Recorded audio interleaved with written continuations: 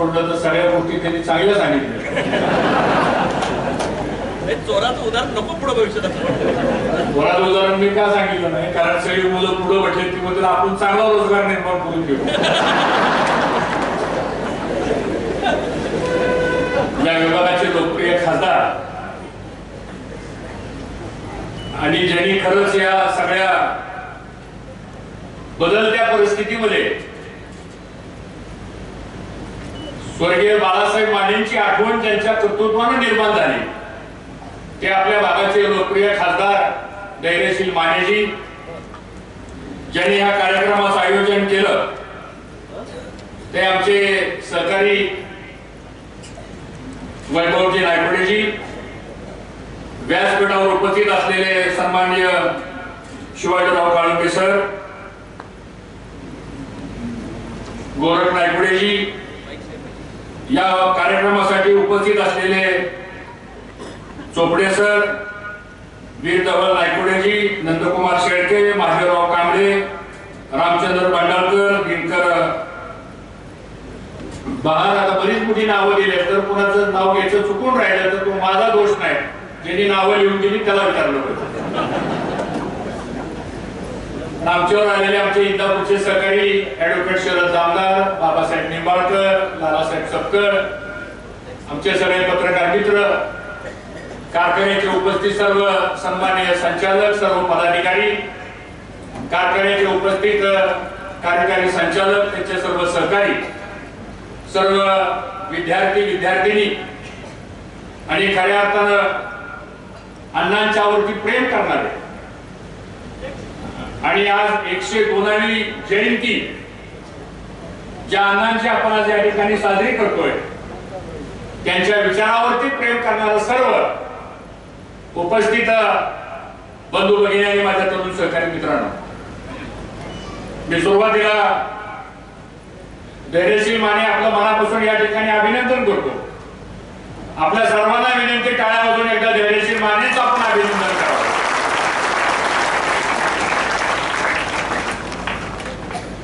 की इचलकरंजीचा लोकसभेचा मतदारसंघ तसा पाहिला तर पाक व्याप्त काश्मीर असं म्हणायला पाहिजे तो,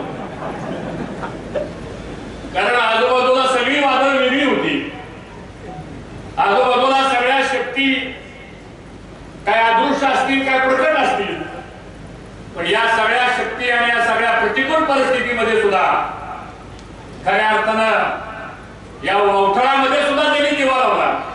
ते धैर्यशील मानेचं मी मनापासून अभिनंदन करतो. आणि बरं झालं त्यांनी सांगितलं की मी विमानाने आलो नाही, मी गाडीने आलो. आता पुढच्या वर्षी पुढच्या वेळेस तुम्ही ट्रेनने या आणि त्यानंतर परत तुम्ही मोटरसायकलवर या आणि गरज पडली तर सायकलवर सुद्धा या. काल राज्याचे मुख्यमंत्री पंढरपूरला बुलेट गाडीवर मागे बसून गेले. मला असं वाटतं हा राज्याचा नेता असतो, तो सामान्य माणसामध्ये मिसळतो, ती शिकवण आपल्याला ह्या माध्यमातून म्हणून आपल्याला पुन्हा लोकसभेमध्ये काम करण्याची संधी मिळाली. या परिसरामध्ये विविध प्रश्न आपल्या माध्यमातून सुटतील. अण्णांचा विचार आपल्या पाठीशी आहे, बाळासाहेबांचं सारखं नेतृत्व आणि तो वारसा आपल्यामध्ये आहे. आणि मला खात्री आहे की मी 10 वर्ष कोल्हापूर जिल्ह्याचा पालकमंत्री असताना ज्या पद्धतीने आपण जिल्हा परिषद मध्ये काम केलं, आपल्या मातुश्री त्या काळामध्ये खासदार म्हणून आमच्या बरोबर काम करत होत्या, तर ती एक लिगसी म्हणा किंवा तो एक वारस म्हणा हा जनमानसामध्ये आपल्याला पुढे न्यावा लागतो. आणि तीच परंपरा आज अण्णांच्या कुटुंबामध्ये सुद्धा मला या ठिकाणी पाहायला मिळते. आज वैभवजी इथं आहेत, तुम्ही सुद्धा अण्णांच्या नंतर हा सगळा गाडा यशस्वीपणाने चालवला. शेवटी वारस कोणाला म्हणतात? जो संपत्तीचा वारस असतो त्याला वारस म्हणत नाहीत आपण, जो पदाचा वारस असतो त्याला वारस म्हणत नाही आपण, पण जो वारस आपल्या पूर्वजांचा विचार हा सामान्य माणसाबरोबर नेण्याचा प्रयत्न करतो तो माझ्या दृष्टीने खरा वारस आहे. आणि आज ही सगळी वारसाची मंडळी आज आपल्या सगळ्यांच्या समोर या ठिकाणी उपस्थित आहे. आणि म्हणून अण्णांचं कर्तृत्व एवढं प्रचंड होतं की तासोन तास बोललं तरी आपल्याला ते कमी पडेल एवढं अण्णांचं कर्तृत्व. अण्णांचा जन्म 1922 साली झाला. सगळा इतिहास जर बघितला पण तर अण्णा हा खरा म्हणजे एक विचार होता. आणि तो काय विचार होता?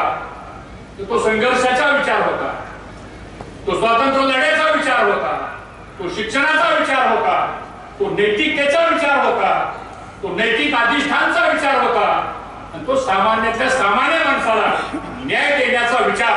हा खरं म्हणजे अण्णांचं दुसरं नाव म्हणायला हरकत नाही. हे कर्तृत्व अण्णांनी आपल्या आयुष्यामध्ये या ठिकाणी केलं. बरेच संघर्ष अण्णांनी आपल्या आयुष्यामध्ये केले. माणसाच्या आयुष्यामध्ये संगत महत्वाची असते. अण्णांना संगत चांगल्या माणसांची मिळाली. त्या सगळ्या दिग्गजांची नावं घेऊन मी आपला वेळ घेणार नाही. कर्मवीर भाऊराव पाटील असतील, यशवंतराव चव्हाण असतील, वसंतदादा पाटील असतील, असे कितीतरी थोर पुरुष अण्णांच्या सहवासामध्ये आले. पण त्यातूनही अण्णांनी आपलं अस्तित्व निर्माण केलं आणि त्या अस्तित्वाच्या माध्यमातून समाज उभा केला. आणि मला असं वाटतं अशा एका महान व्यक्तीची आज जयंती आहे. आणि म्हणून वैभवजी तुम्ही आमच्या सारख्याला बोलवलं. आमची तेवढी उंची नाहीये, अण्णांच्या कर्तृत्वाबद्दल बोलण्याची आमची तेवढी उंची नाहीये. पण अण्णांचा विचार आज जरी 102 वर्ष जरी झाले असले तरी सुद्धा अण्णांचा विचार हा 4-4, 5-5 पिढ्यांच्या पुढे सुद्धा जाणार आहे. अशा प्रकारचं कर्तृत्व अण्णांच्या माध्यमातून झालं. मला आनंद वाटला की आज इथं विद्यार्थी वर्ग मोठ्या प्रमाणात आहे. खरं म्हणजे आज या नव्या पिढीला कुणाचे संस्कार आपल्याला द्यायचे, या नव्या पिढीला आपण एक उत्तम नागरिक म्हणून निर्माण करायचं असेल आपल्याला, तर आदर्श कोणाचा यांच्या डोळ्यासमोर ठेवायचा. ज्या छत्रपती शिवाजी महाराजांनी हिंदवी स्वराज्याची स्थापना केली, त्या छत्रपती शिवाजी महाराजांचा आदर्श घेऊन आज आमच्यासाठी काही पिढी पुढे आली, आमच्या नंतर दुसरी पिढी पुढे आली, आता त्यानंतर समोर बसलेली ही चौथी पिढी आहे. आणि मला असं वाटतं समाजामध्ये या पिढीला योग्य संस्कार घडवण्याचं काम मला वाटतं धैर्यशीलजी आपल्या सगळ्यांच्यावर आता ही जबाबदारी आहे. नाहीतर उद्या हा सगळा जे काही आपलं शक्ती आहे ती जर योग्य मार्गाने जर आपण नाही नेली तर ह्या समाजामध्ये सुद्धा अराजक माजल्याशिवाय राहणार नाही. आणि कळत न कळत त्याची नैतिक जबाबदारी समाजाचे प्रमुख म्हणून निश्चितपणाने आपल्या सगळ्यांच्या वर या ठिकाणी घेतली आहे. आणि मला आज मला आठवण झाल्याशिवाय राहत नाही, अण्णांचा लढा इतक्या विषयावर होता. अण्णांचा लढा, पण त्यातला एक विषय मला आपल्याला या ठिकाणी सांगणं गरजेचं वाटतं. तो म्हणजे ह्या देशातल्या साखर उद्योगामध्ये जो इन्कम टॅक्स लावला गेला होता, त्या इन्कम टॅक्सच्या बाबतीमध्ये जवळजवळ 10,000 कोटी रुपयाची रिकव्हरी केंद्र सरकारने काढली होती. आणि अण्णा सातत्याने लढा देत होते की शेतकऱ्यांची कारखानदारी आहे, ऊस पिकवणाराही शेतकरी आहे, सभासदही शेतकरी आहे, कारखान्याचा मालकही शेतकरी आहे आणि कारखान्याचा चेअरमन सुद्धा शेतकरी आहे. त्याच्यावर तुम्ही इन्कम टॅक्स लावता कसा? हा संघर्ष त्या काळामध्ये अण्णांनी सुरू केला. मला सांगायला अभिमान वाटतो की अण्णा आज जरी हयात नसले तर अण्णांचं जे कष्ट होतं, अण्णांचे जे प्रयत्न होते, त्या प्रयत्नाला केंद्रीय गृहमंत्री अमित शाह साहेब आणि मोदी साहेबांनी साथ दिली. आणि 10,000 कोटी रुपयाची मुदत आणि 19,000 कोटी रुपयाचं व्याज आणि दंड हा पार्लमेंटमध्ये, तुम्ही त्या पार्लमेंटमध्ये होता, आजही आहे, त्या पार्लमेंटमध्ये ते बिल पास केलं. आणि 29,000 कोटी रुपयाची इन्कम टॅक्सची माफी जर कुणामुळे झाली असेल तर स्वर्गीय अण्णांच्यामुळे झालेली आहे. हे मला आपलं सांगायला ही दृष्टी असलेली माणसं होती. या माणसानं समाज उभा केला. समाजाच्या उपेक्षित वर्गासाठी हे आपलं आयुष्य घालवलं. मला मगाशी मी लवकर आलो 12-12:15 वाजता आणि साधारणतः काही जुनी माणसं भेटली, काही नवीन माणसं भेटली, चर्चा करत होतो. माझा एक स्वभाव आहे कुठे गेल्यानंतर माहिती घेणं. मी म्हणलं झाडं कशी कशी सांगा.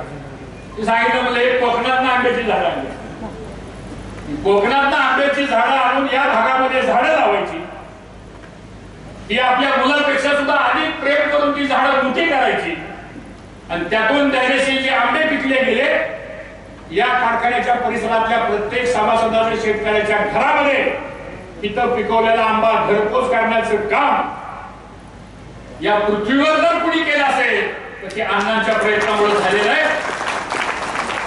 आंब्याची नाहीये, बाप झाडाची नाहीये, बाप घरामध्ये कुणाच्या आंबा नेऊन दिला ही बाब नाहीये. म्हणजे सामाजिक बांधिलकीची नाळ ज्याला म्हणतो आपण, ती अण्णांनी आपल्या आयुष्यामध्ये या ठिकाणी सांभाळली. आणि मी जरी एखादं रोपटं लावलं असलं तर त्याची सावली ही समाजासाठी झाली पाहिजे, हा विचार त्या काळामधल्या लोकांनी मित्रांनो या ठिकाणी केलं. आणि म्हणून एक नैतिक अधिष्ठान असलेली ही माणसं होती. त्यांची पुस्तकं वाचा आपण. इथं बराच शिक्षक वर्ग मला दिसतोय. आमचे चोपडे सर मगाशी म्हणाले की माझ्याकडे 12,000 मुलं आहेत, कॉलेज आहे, हायस्कूल आहे. तुमच्या ह्या परिसरामध्ये बरीच मुलं शिकतायत. मी सुद्धा एका विद्यापीठाचा चान्सलर आहे. माझ्याकडे 42,000 मुलं शिक्षण घेत आहेत. पिंपरी चिंचवडला माझी फार मोठी संस्था आहे. मतदारसंघात आहे 3 मोठ्या संस्था आहेत, कॉलेज आहे, हायस्कूल आहे, इंजिनिअरिंग सगळं आहे त्याच्यामध्ये. 50,000 मुलं आम्ही दरवर्षी ऍडमिशन देतोय. त्याचं कारण असं आहे की आपल्याला शिक्षणाशिवाय मित्रांनो पर्याय नाही. आता अण्णांनी आयुष्यामध्ये काय केलं? मुलांवर प्रेम केलं, मुलांच्या शिक्षणावर प्रेम केलं, समाज उभा करण्यावर प्रेम केलं. आणि आज बघता बघता मी मगाशी त्यांची शाळा बघितली, जुनी 1960 सालची ती शाळा. आज आहे तिथं 1400-1500 मुलं शिक्षण घेत आहेत. आणि म्हणून शाळा तिथे देखण्या आहेत, किती मोठ्या इमारतीत त्यापेक्षा सुद्धा तिथला शिक्षण वर्ग कसा आहे, तो शिकवतोय कसा आमच्या मुलाला, तिथला पालक वर्ग कसा आहे, तिथला विद्यार्थी कसा आहे, तिथली विद्यार्थिनी कशी आहे, यावर त्या परिसरातला शैक्षणिक गुणवत्तेचा वाव त्या ठिकाणी राहतो. आणि म्हणून संख्यात्मक वाढीपेक्षा सुद्धा गुणात्मक वाढी करण्याने आयुष्यामध्ये सातत्यानं प्रयत्न केला. म्हणून मित्रांनो आज हे सगळे बदल ह्या निमित्तानं आपल्याला पाहायला मिळते. अण्णांनी पाण्याकरता संघर्ष केला, अण्णांनी शेतकऱ्यांच्या करता संघर्ष केला, अण्णांनी धरणग्रस्तांकरता संघर्ष केला, अण्णांनी जिथं जिथं अन्याय होतो त्या अन्यायाच्या विरोधामध्ये संघर्ष करण्याचा प्रयत्न केला. आणि आयुष्यभर कधी स्वतःच्या प्रपंचाचा विचार केला नाही, कधी कुटुंबाचा गौरव होणारा गोष्ट खरी आहे, त्यांनी कधी प्रपंचाचा विचार केला नाही, कुटुंबाचा विचार केला नाही. केला तो फक्त समाजाचा केला. कारण समाज हेच माझं कुटुंब आहे अशा प्रकारचं तत्वज्ञान आयुष्यामध्ये बाळगणारी मुठभर माणसं समाजामध्ये होती. त्यामध्ये अण्णांचा आग्रहानं नंबर लागतो. आणि म्हणून त्यांना पद्मभूषण राष्ट्रीय स्तरावरचा 2009 साली मला वाटतं त्यांना हा पुरस्कार केंद्र सरकारने दिला. आणि खऱ्या अर्थानं एक अण्णांच्या कार्याचा गौरव ते महाराष्ट्राच्या विधानसभेमध्ये आमदार म्हणून असेल, धरणग्रस्ताच्या प्रश्नाला न्याय देण्याच्या संदर्भात असेल, गणपतराव देशमुख असतील, अण्णा असतील, काळोखे सर, तुम्ही सगळे सांगोल्याला पाणी परिषद घ्यायचा मोठी सातत्याने त्या पाणी प्रश्नावर दुष्काळी भागाला पाणी दिलं पाहिजे म्हणून बऱ्याच मोठमोठ्या योजना आपल्या माध्यमातून आल्या. शेतकऱ्यांच्या विजेच्या प्रश्नाच्या बाबतीत आपण न्याय दिला. शेतकऱ्यांच्या कच्च्या मालाचं रूपांतर करण्याकरता पक्क्या मालाची कारखानदारी आपण आणण्याचा प्रयत्न केला. आणि त्यातून आज बघता बघता आर्थिक जीवन ग्रामीण भागामध्ये अण्णांच्या प्रयत्नातून मित्रांनो या ठिकाणी निर्माण झालं. आणि मग इथं आल्यानंतर खूप आनंद वाटला. मी बरेच वेळा या भागामध्ये येऊन गेलो. म्हणजे एक 8 दिवसापूर्वी मला वैभवजींचा फोन आला, म्हणजे आपल्याला कार्यक्रम यावं लागते. आज धैर्यशील आमच्या भागामध्ये बरीच लग्न होती, बरेच कार्यक्रम होते. आपल्याला माहिती आता हल्लीच्या काळामध्ये विकास कामापेक्षा सुद्धा लग्न बारसं पूर्वीच्या काळात हे काम नव्हतं. अण्णांच्या काळात संपतो जेव्हा बाळासाहेब मानेंच्या काळात पण हे काम नव्हतं. पण आता शिवाजीराव आपणच सवय लावली त्या सगळ्या तेवढं काही मागे हाकता येत नाही. आता प्रत्येकाच्या कुटुंबामधला इव्हेंट आणि त्या इव्हेंटला तो पुढारी आलाच पाहिजे. पण ती एकट्याला बोलत नाही, सगळ्या पक्षाला बोलवतो चोख. आणि मग त्यातनं तुलना करतात कोण भराय, कोण जास्त वेळ थांबणार, कोण जास्त वेळ आमच्याशी बोलणार, कुणी आमची विचारपूस केली, ह्याच्यावर त्याचा मोजमाप ठरतं. ठीक आहे, हा बदल असतो ते आपण फार त्याची विचार करण्याची आवश्यकता नाही. आज एक चांगला कार्यक्रम आहे अण्णांचे विचार घेऊन. म्हणून आम्ही आमच्या भागातल्या काही 2-5 कार्यकर्त्यांना म्हणजे चला बरोबर आपण जाऊ. तर आपण फिरलं पाहिजे, बघितलं पाहिजे. समाजामध्ये जिथं जिथं चांगलं आहे ते स्वीकारलं पाहिजे आपण. आणि ते आपल्या समाजाला देण्यासाठी आपण प्रयत्न केला पाहिजे. म्हणून आज इथं आल्यानंतर समाधान वाटलं. वैभवजी आपण समर्थपणानं हे सगळं आपण सांभाळत आहे. माणूस कमी बोलतो पण काम जास्त करतो, त्यामुळे काळजी करू नका. आमचं विशेष लक्ष तुमच्यावर आहे. आता मी काय आमदार, खासदार किंवा मंत्री नाही. खासदार तुमची आज बसली. मी एक राष्ट्रीय स्तरावर एक साखर संघाचा एक अध्यक्ष म्हणून वैभव तसे हुशार आहे, कुणाला प्रमुख पाहुणा बोलवायचं ते ठरवलं असेल. भलं मोठं निवेदन दिलंय माझ्याकडे. ते बोलण्याचं हे व्यासपीठ नाही. आपण ही मीटिंग झाल्यानंतर बसून आपण बोलू. एक गोष्ट मात्र लक्षात ठेवा, राष्ट्रीय स्तरावर या देशातल्या 543 सहकारी साखर कारखान्यांचं अध्यक्षपदी महाराष्ट्राला मिळालेलं आहे. त्या अध्यक्षपदाच्या माध्यमातून शेतकऱ्याला न्याय देण्याची भूमिका केंद्रीय गृहमंत्री अमित शाह साहेबांच्याकडे सहकारिता मंत्रालय आहे. आज आमच्या शेतकऱ्याचे दिवस थोडे अडचणीमध्ये आहे. दुधाला भाव नाही म्हणून शेतकरी रस्त्यावर येतो. कांद्याची निर्यात थांबवली म्हणून शेतकरी रस्त्यावर येतो. भाताच्या संदर्भातला दराचा प्रश्न निर्माण झालाय म्हणून शेतकरी रस्त्यावर येतो. 5 वर्ष आम्ही एफआरपी वाढवली पण एमएसपी वाढवली नाही म्हणून कारखान्याचं शॉर्ट मार्जिन वाढायला लागलं. बँका अडचणी द्यायला लागल्या.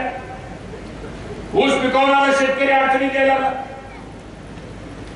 तिथं 3100-3200 रुपये दर देऊन सुद्धा शेतकऱ्याची शेती परवडणार. या सगळ्या प्रश्नांच्या संदर्भामध्ये काही 4-5 महत्वाचे निर्णय धैर्यशील जे आपल्याला तुम्ही पार्लमेंटमध्ये आहात ते निर्णय आपल्याला घ्यावे लागतील. 23 तारखेपासून तुमचं अधिवेशन आहे. आपण सगळ्या महाराष्ट्रातल्या खासदारांनी पक्ष राहू द्या बाजूला, सगळे खासदार आपण एकत्र करा आणि या देशातल्या साखर उद्योगाच्या संदर्भातला जो शेतकरी आहे ज्याची संख्या 7 कोटी महाराष्ट्र देशामध्ये आणि महाराष्ट्रामध्ये 42 लाख ऊस पिकवणारा शेतकरी आहे. एक ऊस पिकवणारा शेतकरी किमान 10 लोकांना रोजगार देतो. किमान 10 लोकांना. याचा विचार गांभीर्याने आता सरकारला करावा लागेल आणि सरकारने सुद्धा काना मात्रा फारसा नियम न बघता जिथं जिथं म्हणून मदत करावी लागेल तिथं तिथं मदत करणं आवश्यक आहे. मग ती एमएसपी आम्ही 4200 रुपये क्विंटलला करावी. राष्ट्राने योग्य भूमिका आहे. 3100 रुपये 2017 साठी. त्याच्यानंतर 5 वर्ष एफआरपी वाढली की चांगली गोष्ट आहे. शेतकऱ्याला अजून एफआरपी वाढवा आमचं काही म्हणणं नाही. आपला माणूस आहे, आम्ही पण ऊस पिकवतो. पण एमएसपी वाढवायला केंद्र सरकारला अडचण काय? तुम्हाला बजेट मधून पैसे द्यायचे नाही, तुम्हाला काही तरतूद करायची गरज नाही. फक्त एक ऑर्डिनन्स काढायचा आहे आणि ते सगळं आम्ही ग्रुप ऑफ सेक्रेटरीज त्याच्यामध्ये पेट्रोलियम मिनिस्ट्री आहे, त्याच्यामध्ये कॉमर्स मिनिस्ट्री आहे, त्याच्यामध्ये सहकार मिनिस्ट्री आहे, त्याच्यामध्ये फायनान्स मिनिस्ट्री आहे. या सगळ्या मिनिस्टरच्या ग्रुप ऑफ सेक्रेटरीनी रेकमेंड केलेला आहे. आमचा प्रस्ताव केलेला आहे. आता ग्रुप ऑफ मिनिस्टर्स तो जाईल आणि मला वाटतं त्याचे एचओडीज हे देशाचे गृहमंत्री आहेत. 22 तारखेला त्यांनी पुन्हा आम्हाला वेळ दिलेली आहे आणि आमच्या लेवलला तो प्रयत्न करू. पण त्यातून जर काही अडचण आली तर तुम्ही सगळे खासदार पार्लमेंटमध्ये, आता सध्या खासदाराला जरा वेटेज जास्त आहे असं त्यावेळेस जास्तच आहे आणि तुमची सेकंड टर्म आहे त्यामुळे अधिक जास्त आहे. त्यामुळे हे प्रश्न आपल्याला पार्लमेंटच्या माध्यमातून सुद्धा सोडवावे लागतील. शेवटी राज्य सरकार असो नाहीतर केंद्र सरकार असो, सरकार म्हणजे कोण? जनतेचा आवाज म्हणजे सरकार. निवडणुका कशा करता घेतो आपण? चांगला माणूस निवडा त्याला त्या सत्तेमध्ये पाठवा. सरकार कुणाचं बनतं? ज्याचं बहुमत होतं त्याचं सरकार नाही. साधी सोपी गोष्ट. बहुमत कुणाचं असतं? ज्याच्या मागे पब्लिकचा आवाज असतो त्याचं बहुमत असतं. आणि मला असं वाटतं आता शेतकऱ्यांच्या करता म्हणून या सगळ्या प्रश्नांच्याकडे आपल्याला अधिक लक्ष घालण्याची आवश्यकता आहे आणि ते जर निर्णय झाले तर मला असं वाटतं शेतकऱ्याचं आर्थिक जीवन हे चांगल्या पद्धतीने होईल. आणि म्हणून आमचे खासदारांनी जो काही निबंध लिहायला सांगितलं होता ते शिक्षकांनी तो सांगायची वेळच येणार नाही. शिक्षकांनी हे सांगितलं पाहिजे की तू शेतकऱ्यावर निबंध लिहा, कारण तो अर्थकारण करणार आहे, तो ग्रामीण भागाचं अर्थकारण बदलणार आहे. आणि मला विश्वास आहे की तशा पद्धतीचे निर्णय आज एकनाथ शिंदे साहेब असतील, देवेंद्र फडणवीस साहेब असतील, अजित पवार असतील, महाराष्ट्रातलं जे सरकार आहे ते करतंय. 7.5 हॉर्सपावरपर्यंतची वीज बिल माफ केलं. अभिनंदन, सरकारचं मनापासून अभिनंदन. आमच्या भगिनींना आता 1500 रुपये महिन्याला मिळणार आहे. चांगली गोष्ट आहे. जे निकषात बसतील त्यांना मिळणार आहे. पण संजय राऊत सकाळी 10 वाजता टीव्हीवर येतात तर काय सांगतात? 2 महिन्यापुरतं जाईल पुन्हा बंद होणार आहे. असं नाही काय बरं कसं वाटतं. न्याय सेट केला जातो त्याच्यामध्ये खासदार साहेब आपण कमी पडतो.